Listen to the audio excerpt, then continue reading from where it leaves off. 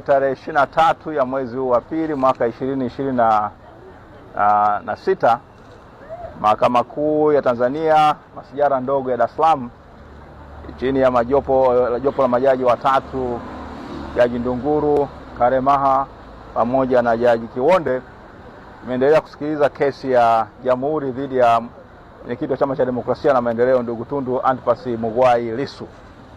Na leo ilikuwa kutokana na ile ahadi ambayo mahakama ilikuwa imetoa mnamo siku ya Ijumaa kwamba leo itakuwa ni siku ya kusikiliza, kupokea taarifa au notice ya serikali ya nia yao ya kuweza kuleta ushahidi wa ziada au ushahidi wa nyongeza tofauti na ule kwenye ule ambao walikuwa wameshautoa tayari kule katika mahakama ile ya ukabidhi ya Kisutu. Sasa yale maelezo ya Kisutu yaliletwa hapa mahakamani yakawasilishwa ule mwezi wa 7.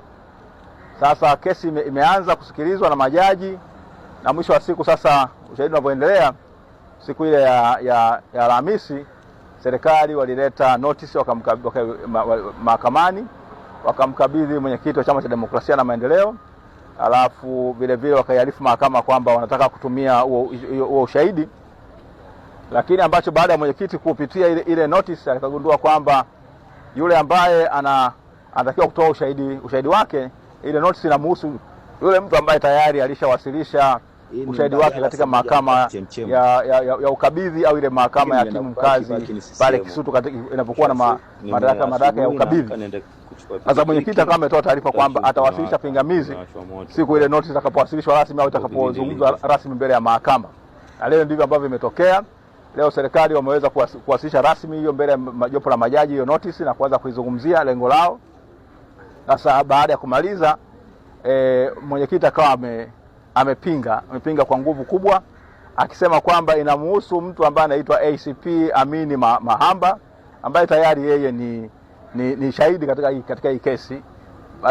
Hajatoa tu ushahidi wake, lakini ushahidi ushapokelewa, ule msingi ushapokelewa kule katika mahakama ya ukabidhi ya pale Kisutu. Kwa hiyo amesema kwamba ambacho wanafanya kinapingana na kifungu cha 308 cha sheria mwenendo wa makosa ya jinai. Sasa akasema kwamba kesi hiyo itakuwa ni kama njia moja hapa kutaka kubadilisha hati ya mashtaka. Kwa hiyo amesema kwamba huyu anayetakiwa kutumia katika chini kifungu hicho, amesisitiza sana kwamba ni yule ni shahidi ambaye hakuwa sehemu ya ushahidi au ambaye yule ambaye alitoa ushahidi wake au ushahidi wake unakiriwa na kuchukuliwa na mahakama ya ukabidhi, kwamba ule ushahidi ni ule ambao hauko mahakamani, ni kutokana na shahidi ambaye hakuwa amefanya nini, ameorodheshwa katika orodha ya mashahidi. Upande wa serikali umepinga kwa nguvu kubwa, unasema kwamba una haki ya kutumia hicho kifungu, kwamba kinaendana au kinarandana na kifungu cha 263 kifungu kidogo cha pili cha sheria ya makosa ya jinai, ya mwenendo wa makosa ya jinai, na vile vile 308. Kwa hiyo wakasema kwamba hakuna kitu kipya pale, kwamba tu ni shahidi tayari, wana lengo la kuweza kufanya nini, kuwasilisha tu nyaraka ya ziada, sio shahidi mpya. Wao lengo lao ni kuwasilisha nyaraka ya ziada ambayo inahusika na matukio ambayo yametokea wakati na baada ya uchaguzi wa mwaka wa 29 mwezi wa 10 mwaka 2025. Katika majibu yake ya kumalizia au ya mabezo, mwenyekiti wa Chama cha Demokrasia na Maendeleo ndugu Tundu Antipas Lissu amesema kwamba hapana, anayetakiwa kutoa ushahidi katika kifungu cha 308 ni yule ambaye hakuwa shahidi ambaye ameorodheshwa katika mahakama ya ukabidhi. Madhari huyu ambaye shahidi ambaye anataka kumtumia ni shahidi katika kesi tayari, yeye mlango wake umefungwa.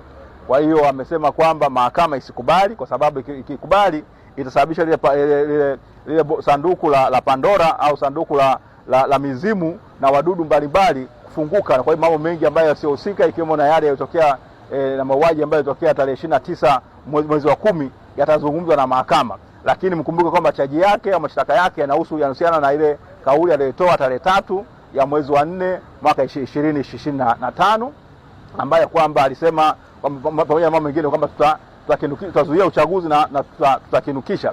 Sasa akasema mashtaka yangu ndio hayo. Sasa unapoleta mengine tarehe 29 Oktoba, hii ni sasa kutaka kubadilisha hati ya mashtaka kupitia mlango wa nyuma, na yeye akasema mahakama ikatae mwito huo. Kwa hiyo majaji baada ya kuwa wameyatafakari haya yote, walichukua muda kidogo, wakasema kwamba ili kutenda haki inabidi shauri hili liweze kuahirishwa na wao waweze kuandika uamuzi wao kuhusiana na hizo pingamizi ambalo mwenyekiti Tundu Antipas Lissu ameliwasilisha, na mwisho wa siku kesho yake saa 3 waweze kutusomea huo uamuzi wao kuhusiana na hizo hoja za pingamizi na manani ya serikali. Kwa hiyo hali ndio tulionayo hivyo kesho, kwamba kesi itaendelea kesho tarehe 24 ya mwezi wa pili 2026 saa 3 asubuhi, ambapo kwanza tutaanza na uamuzi wa majaji kuhusiana na pingamizi aliyoweka mwenyekiti. Asanteni sana.